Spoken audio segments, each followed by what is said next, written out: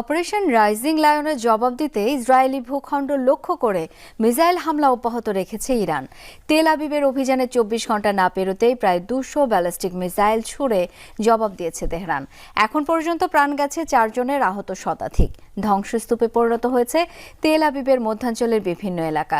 জবাবে ইরানেও হামলা অব্যাহত রেখেছে ইসরায়েল। নাতানজের পর এবার ফোর্দো পারমাণবিক প্রকল্পে চলে হামলা। এ পর্যন্ত প্রাণ গেছে শীর্ষ আইআরজিসি কর্মকর্তা ও পরমাণু বিজ্ঞানী সহ ৭৮ জনের। শ্রীলঙ্কা আবারও রপ্তানিতে শীর্ষে।